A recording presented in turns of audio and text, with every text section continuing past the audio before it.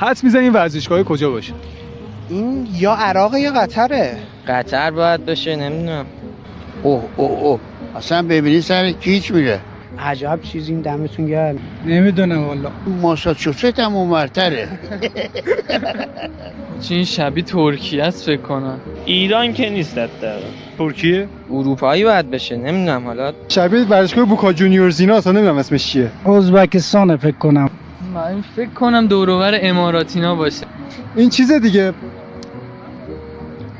ای بابا، ورزشگاه رو نمیشناسم. ورزشگاه رو میشناسم، اینجا رو نمیشناسم. این مال کجاست واقعا نمیدونم اینو دیگه. من یه چیزی یادم رفت. اینا همش تو ایران بود. جون من. حتی اون قبلیه؟ نمیخوره. فقط ورزشگاه آزادی رو میدونستم که برای ایرانه.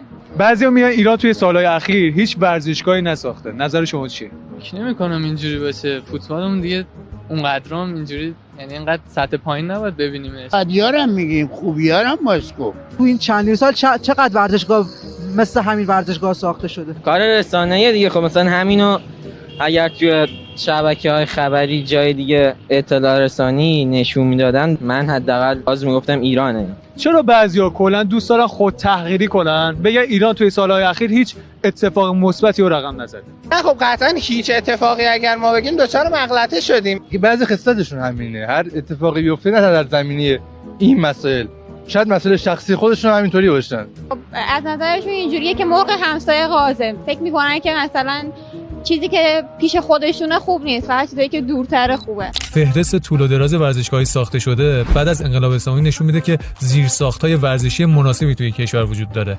استادیوم‌های امام رضای مشهد، نقش جهان اصفهان، پارس شیراز، فولاد آرنای خوزستان و شهدای شهر قدس از جمله این ورزشگاه‌ها هستن. اون دوستمون می‌بینی اونجا؟ بچه شیراز. یه عشقش بده.